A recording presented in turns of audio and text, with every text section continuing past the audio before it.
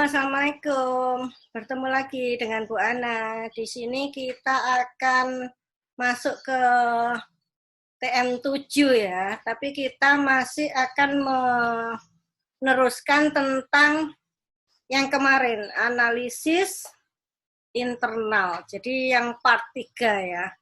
Oh iya, Bu Ana hari ini ambil gambar di belakang rumah ya. Di belakang rumah ada padi, ada kebun belakang.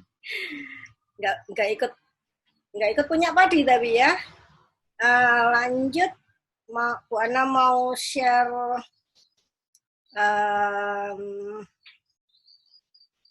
ini dulu. Bentar. Content second camera. Nah, lanjut ke new share. Bentar, masih loading. Lanjut ke filenya Bu Ana yang kemarin. Nah, sebentar.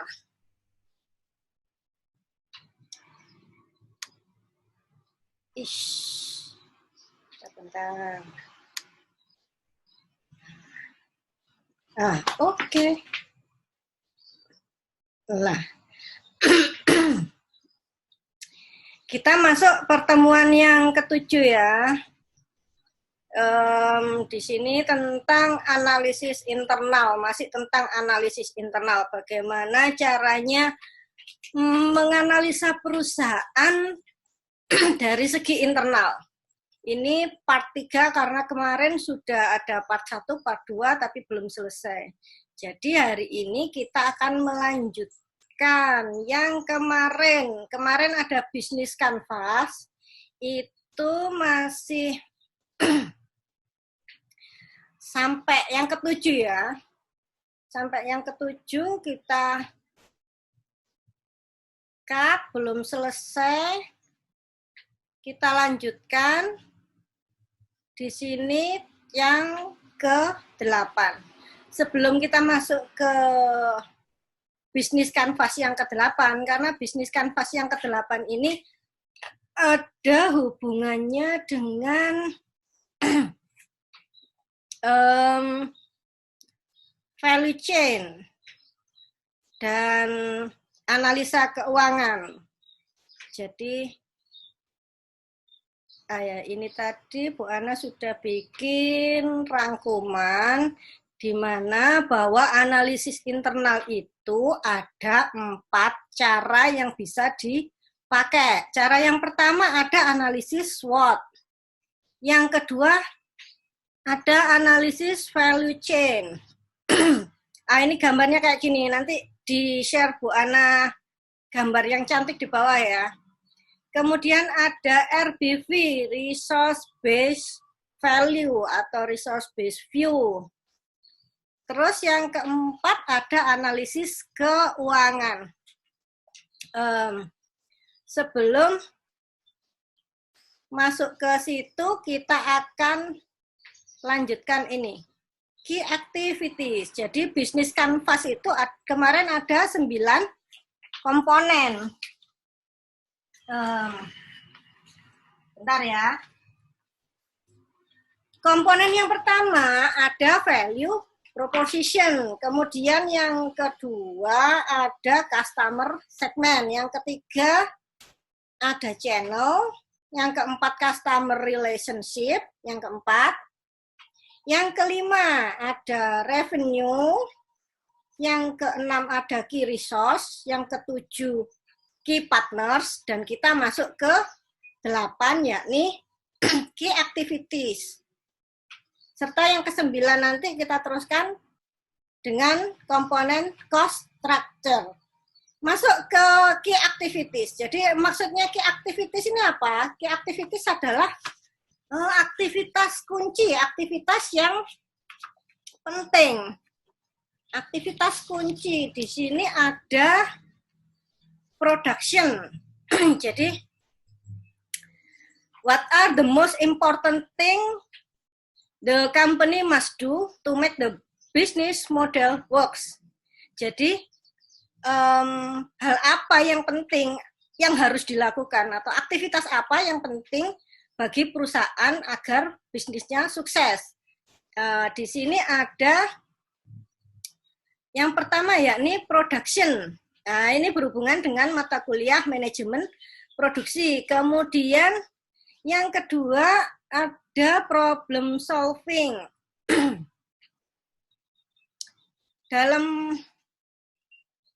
Dalam problem solving ini kita menggali problem-problem apa, pakai cara apa? Cara critical thinking, berpikir kritis. Pakai apa?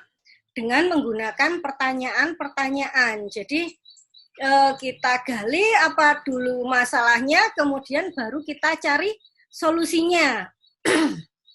Lanjut.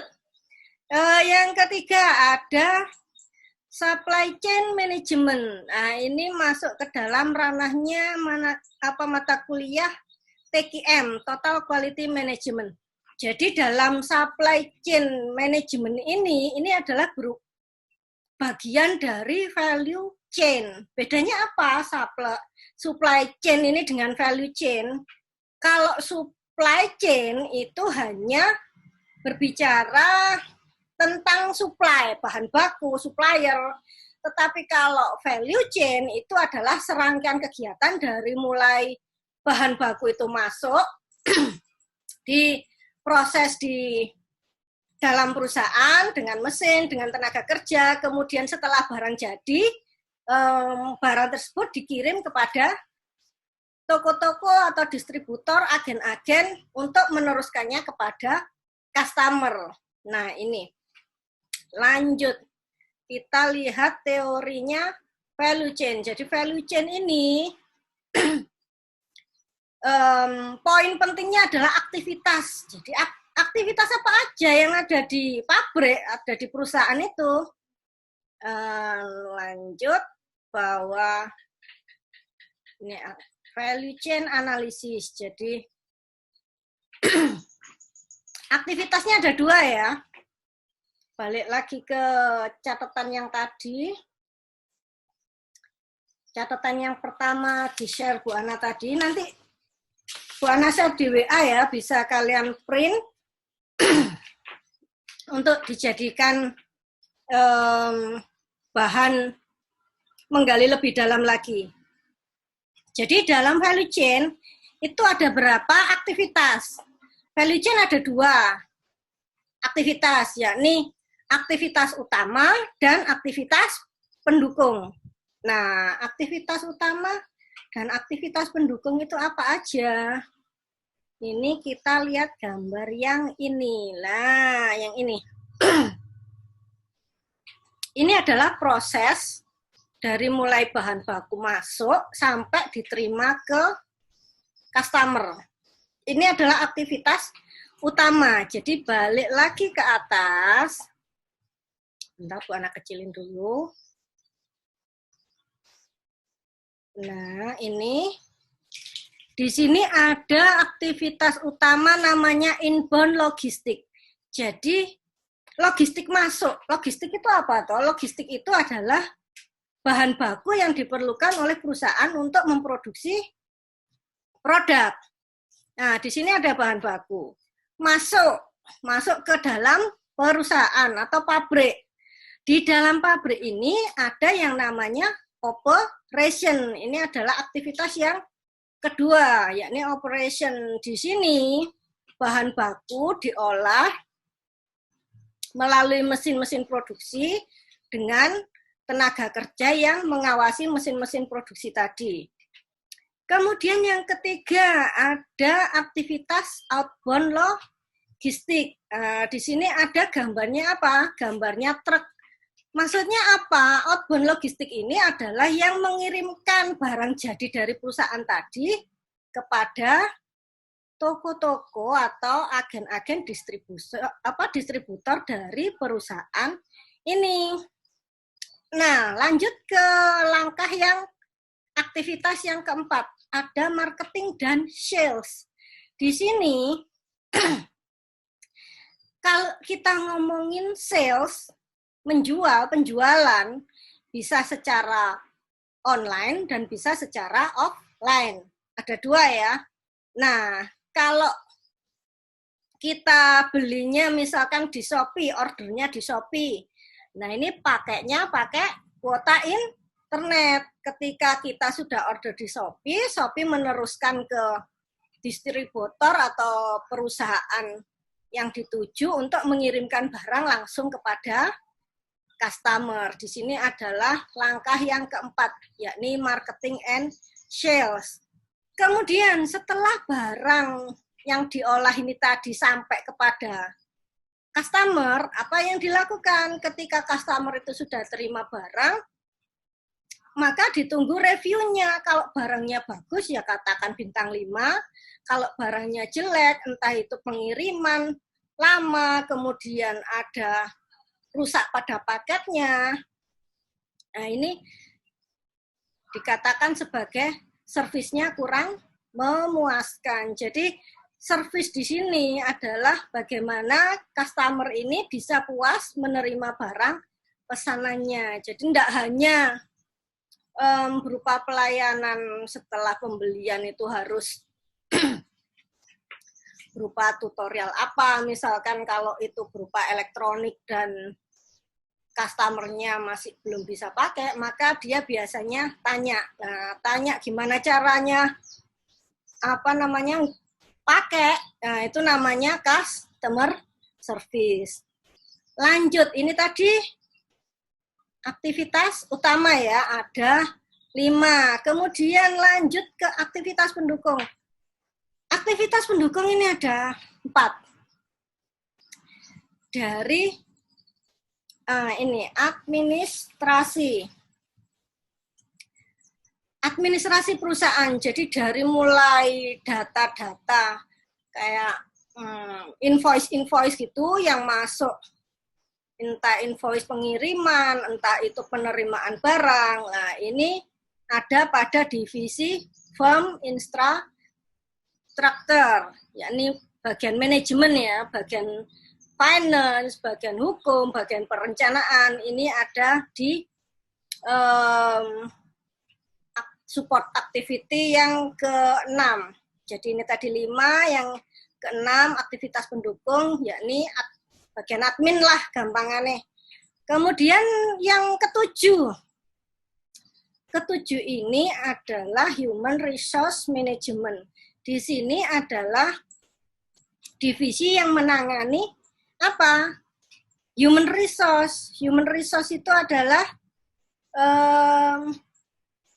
pegawai ya. Jadi mulai dari rekrutmen, kemudian dari penempatan pegawai itu ditempatkan di posisi apa, kemudian ada training-training, ada kenaikan jabatan, kemudian dikasih gaji berapa, tunjangan berapa, insentif berapa. Nah, ini adanya di divisi HRD ya, Human Resource Development atau Human Resource Management. Kemudian di yang berikutnya tadi 6, 7, yang ke-8 teknologi development. Nah, teknologi development ini adalah divisi yang mengkaji apakah mesin-mesin yang digunakan itu sudah sesuai standar. Apakah sudah sesuai dengan teknologi terkini ataukah masih tertinggal. Nah, ini teknologi development ini, divisi teknologi ini harus mampu memperbarui ya, harus mampu mencari mesin apa yang ekonomis yang bisa dipakai dalam perusahaan tersebut.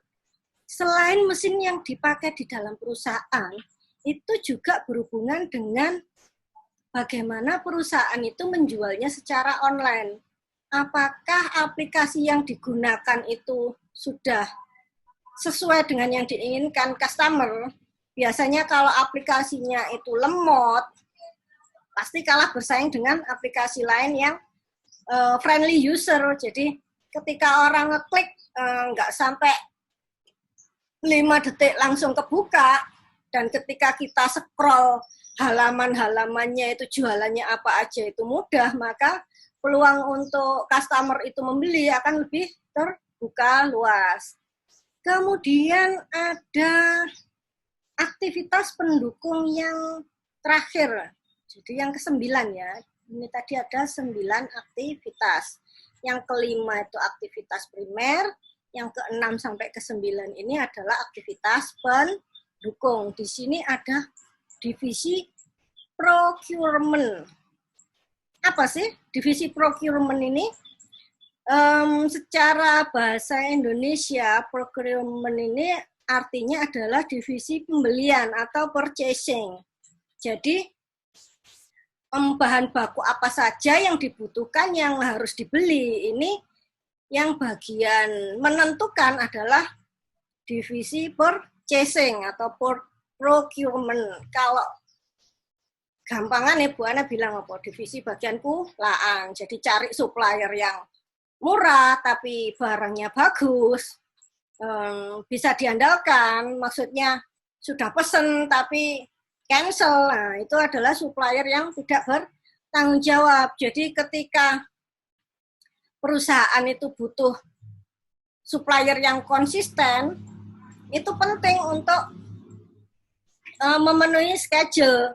Jadi pesanannya harusnya selesai bulan depan, tapi berhubung karena suppliernya molor, nah nanti bisa berpengaruh pada jadwal produksi dan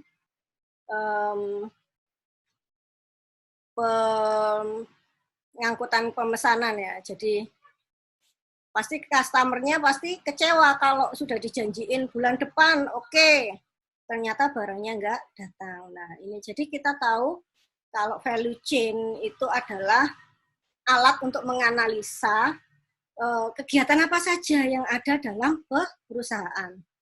Lanjut lagi, tadi, nah ini adalah secara detail ya, nanti Bu Ana share filenya di WA aja. Jadi yang mungkin yang dengar ini di YouTube, pengen tahu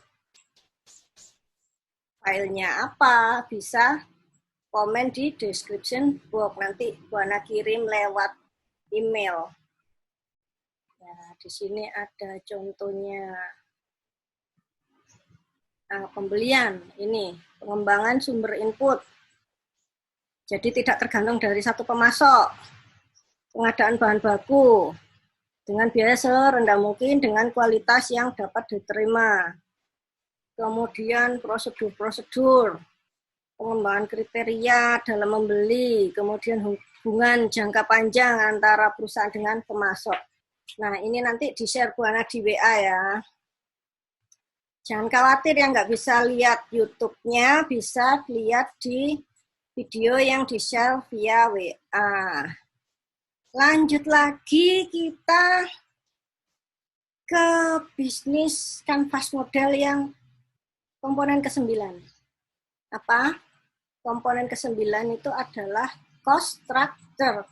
Jadi ketika mau usaha apapun dalam skala kecil maupun besar, kamu harus bisa pegang ini, cost ini, biaya ini. Kalau kamu bisa meminimalkan biaya, maka laba kamu akan semakin besar. Nah, ada apa saja dalam cost structure ini?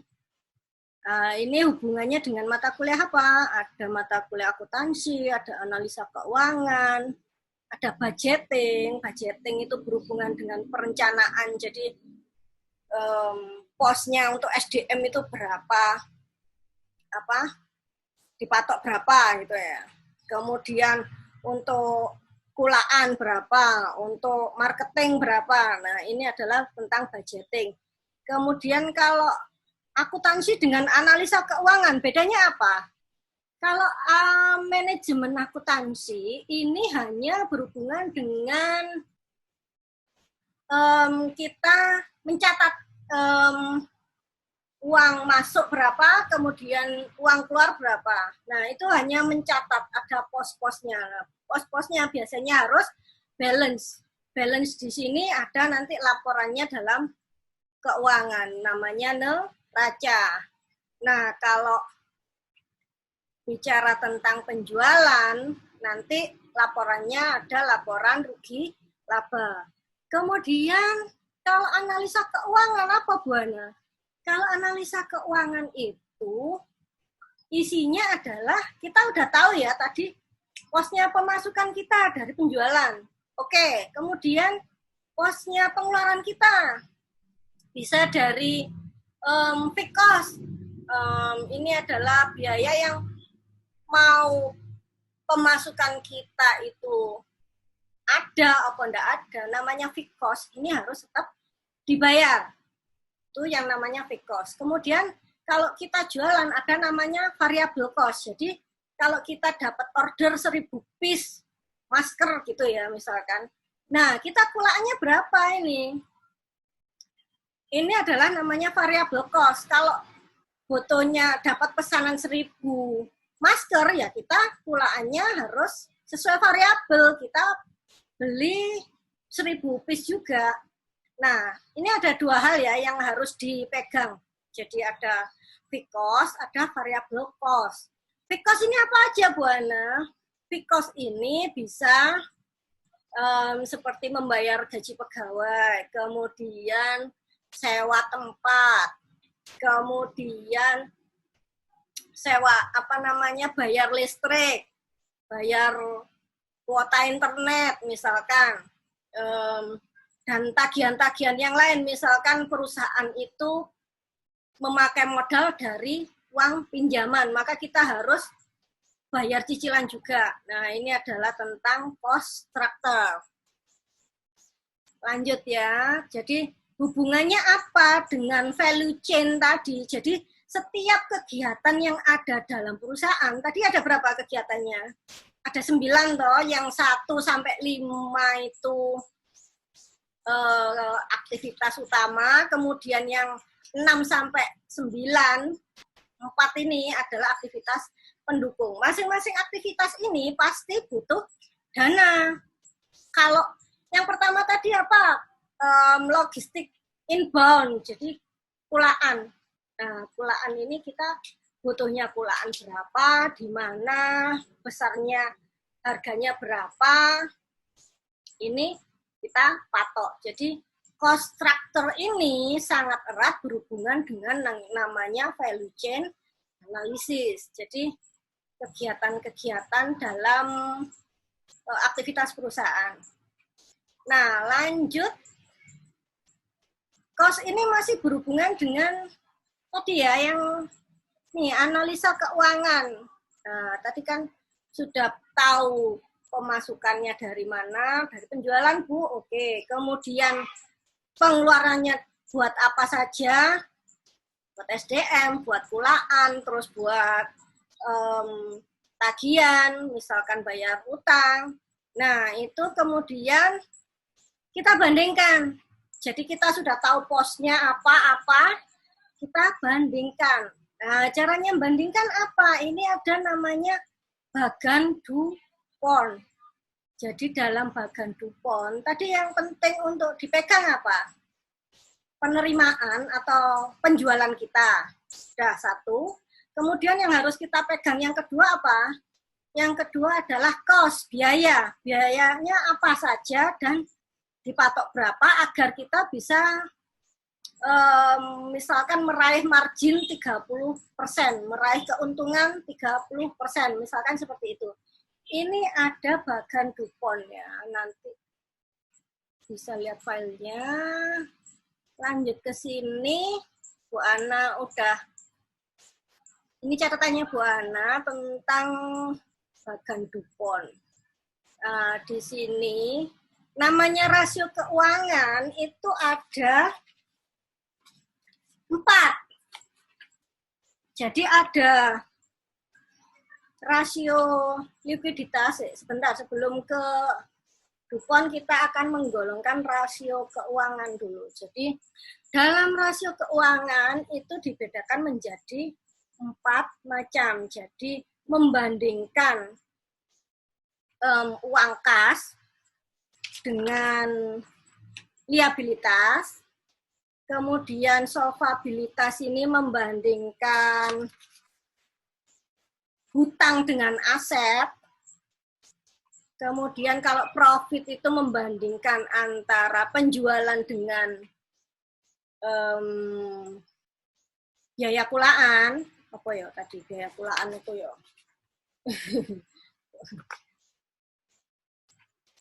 Penjualan dengan profit ya.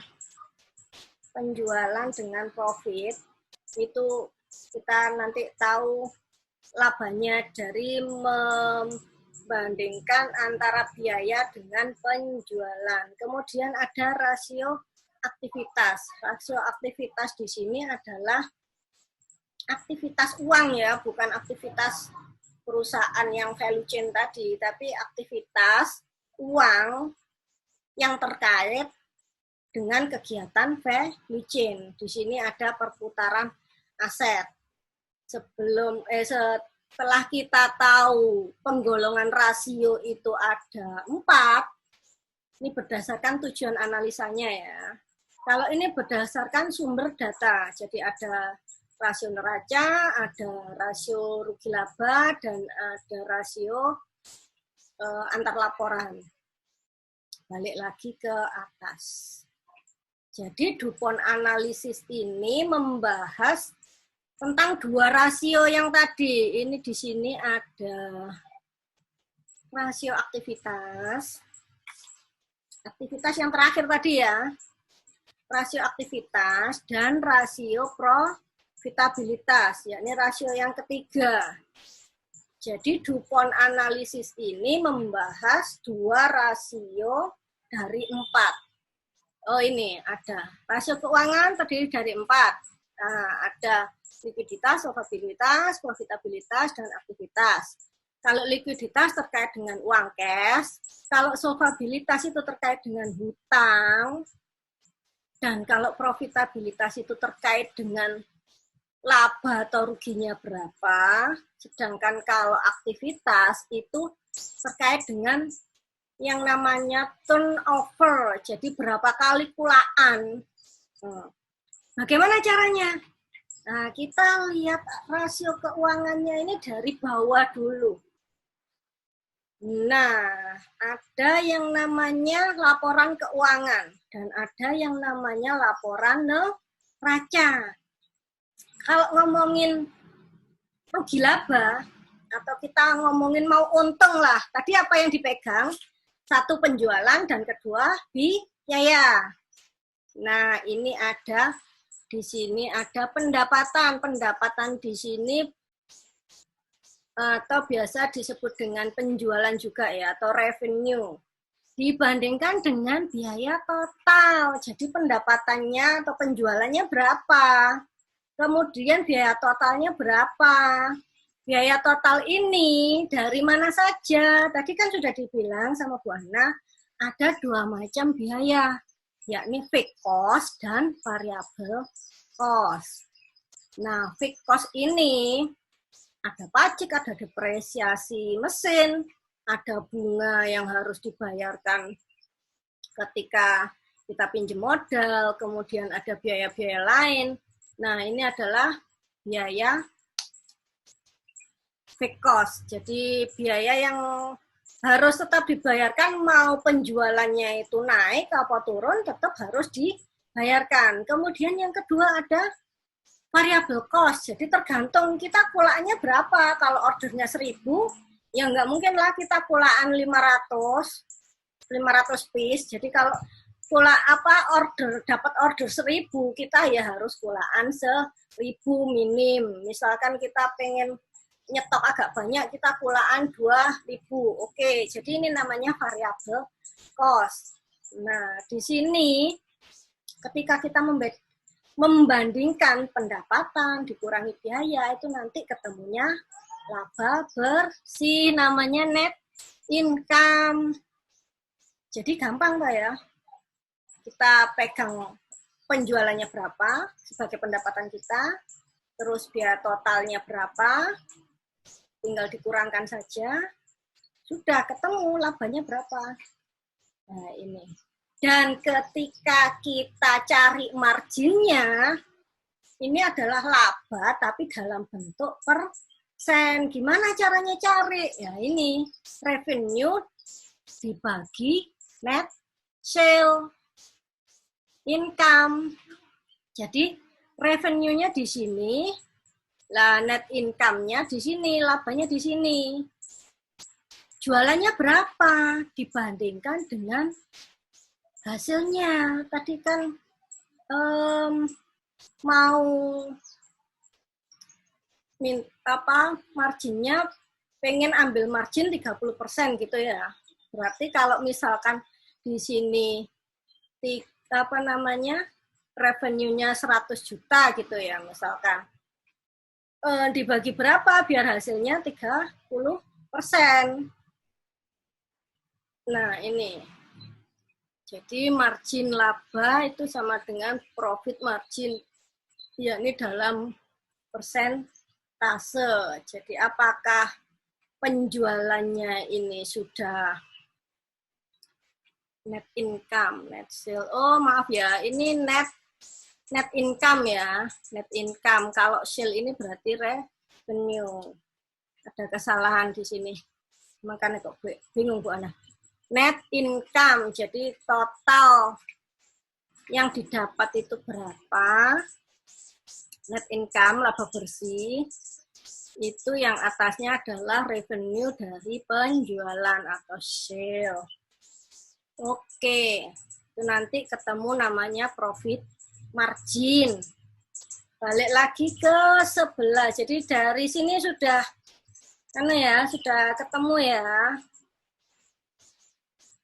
Profit margin, dari profit margin ini nanti kita bisa cari ROA, return on asset. Return on asset ini kita membandingkan antara profit margin dikalikan dengan perputaran aset. Nah, ini dikali ketemu ROA, return on asset. Nah, perputaran aset, carinya perputaran aset dari mana? Balik lagi ke bawah. Nah, kita pegang yang current asset, big asset. Jadi aset lancar, harta lancar, ini harta tetap itu yang nggak bentuk cash ya, ada gedung, ada kendaraan, ada mesin, dan lain sebagainya. Nah, sedangkan aset lancar itu adalah yang berhubungan dengan cash, dengan piutang yang dilakukan customer, misalkan beli belum bayar, itu namanya kita punya piutang ya. Bedakan punya piutang dengan punya hutang ya. Kalau kita punya piutang, berarti kita yang ngutangi orang. Nah, benar, di sini ada kata aset dan liabilitas. Kamu harus bisa bedain artinya aset dengan liabilitas. Kemarin di tipsnya Bu Ana gimana? Kalau aset itu adalah barang apapun yang memasukkan uang ke kantong kita. Tetapi kalau liabilitas itu adalah apapun yang kita punyai yang membuat kita membayar. Nah, itu ada tagihan, ada cicilan utang, dan lain sebagainya. Ini ya, bedanya aset dengan liabilitas. Aset itu adalah yang memasukkan uang ke kita, dan liabilitas adalah yang membuat kita keluar uang untuk bayar pajak, untuk maintenance mesin, untuk misalkan kita punya sepeda motor itu beli bensin, pokoknya berkenaan dengan tagihan-tagihan ya. Nah, dari sini kita udah tahu aset sama liabilitas. Nah, dari aset itu kita bandingkan dengan penjualan. Penjualan di sini adalah net sale. Di sini ada aset. Net sale dibagi aset itu ketemunya perputaran aset. Mudahnya gimana Bu Ana? Mudahnya dalam setahun itu kamu pulaan berapa kali. Itu namanya perputaran aset. Jadi penjualan dibagi dengan aset kamu. Misalkan kamu punya uang 100.000 atau kurang banyak 100 juta. Nah, penjualan kamu mendapatkan tiap kali kulaan itu misalkan 120 juta gitu ya. Berarti kamu kan ada spelling 20 juta ya sebagai laba kamu. Nah, ini dalam setahun ini kamu kulaan berapa kali? Misalkan ada perusahaan yang dia dapat order tiap bulan. Oke. Ada perusahaan yang satu kali order ini butuh waktu mengerjakannya antara 2 bulan dengan 3 bulan. Antara 2 sampai 3 bulan. Berarti dalam setahun 12 dibagi 3 berarti ada 4 kali kulaan. Berarti 4 kali turnover ya. Perputaran asetnya ada 4. Ini adalah namanya rasio aktivitas. Tadi sudah dari perputaran aset, tadi dibandingkan dengan apa? Dengan profit margin. Jadi profitnya berapa persen? Kemudian muternya dalam setahun berapa persen? Berapa kali? Nanti ketemunya return on asset. Return on asset ini dibandingkan dengan aset atau ekuitas. Jadi dari sini return on asset dikalikan dengan aset yang kita punyai atau ekuitas ini adalah saham, itu nanti ketemunya return on equity dalam bentuk persen. Kenapa? Karena return on asetnya tadi kan dalam bentuk persen. Ya, jadi udah nyambung ya dari sini ROA itu dibandingkan antara ini profit dengan aset turnover, ketemu ROA. Dari ROA ini dibandingkan dengan aset atau ekuitas, itu nanti ketemu ROE. Sampai di sini yang belum adalah analisis.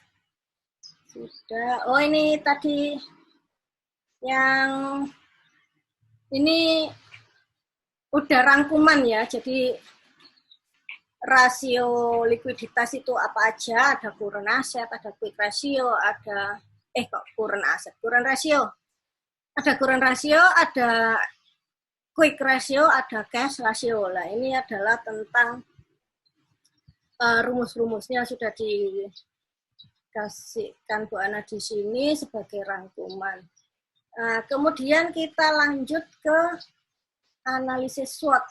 Jadi yang terpenting dalam analisis internal ini sebenarnya adalah kita harus bisa melihat angka dalam laporan keuangan. Apakah perusahaan itu laba? Kemudian apakah labanya itu tiap bulan itu meningkat? Namanya growth. Nah, dari kamu bisa membaca angka, kamu bisa memaknai, maka analisis yang berikutnya itu tidak seberapa perlu dilakukan ya. Jadi intinya analisis internal itu kalian baca angka saja. Kemudian bagaimana dengan analisis yang lain, misalkan SWOT dengan RBV, ini kalau SWOT itu adalah analisa yang menggabungkan antara internal perusahaan dengan eksternal perusahaan. Jadi secara internal ini ada strength dan weakness. Jadi kekuatannya perusahaan ini apa kalau dibandingkan dengan pesaingnya. Nah, kalau secara eksternal ini peluangnya seberapa untuk merebut pasar, itu peluangnya seberapa besar. Nah, kemarin kan sudah disinggung sedikit tentang kuadran ini, posisi kompetitif. Jadi ada 4 kuadran kemarin ya, ada yang sebagai perusahaan star, ada perusahaan sapi perah, perusahaan anjing, dan perusahaan yang bermasalah itu ada dalam teorinya BCG, Boston Consulting Group. Nah, bagaimana cara menganalisa SWOT ini adalah dengan menggabungkan strength dengan opportunity. Jadi kekuatan apa yang bisa dimaksimalkan untuk merebut peluang di sini, peluang pasar. Begitu juga dengan weakness. Weakness-nya apa yang harus ditekan agar peluangnya ini bisa maksimal. Begitu juga dengan kekuatan perusahaan dalam menghadapi ancaman. Apakah ancamannya ini bisa ditekan serendah mungkin ataukah tidak? Kalau kita bicara tentang ancaman, itu berarti kita merefer pada teorinya siapa kemarin?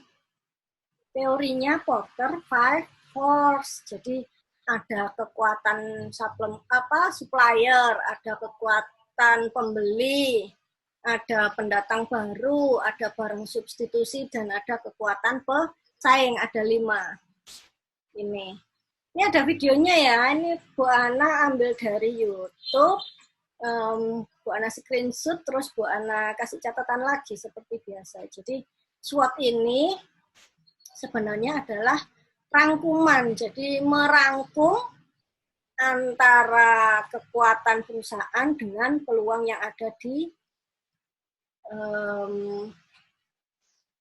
lingkungan persaingan yang dihadapi perusahaan. Lanjut ke RBV. Tadi sudah di mana belum ya RBV tadi? Resource Based Value. Ini merefer pada bisnis canvas model yang ke-6, yakni key resource ada 4. Jadi ada finance, physical, intelektual, dan human.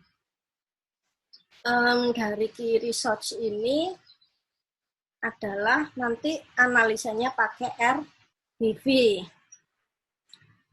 Tadi finance sudah, terus physical ini adalah kondisi di perusahaan. Kita tadi sudah ngobrolin tentang value chain analysis, jadi kegiatan apa saja, ada 9 kegiatan, yakni aktivitas pendukung dan aktivitas utama. Kemudian berhubungan dengan human di sini adalah tenaga kerja.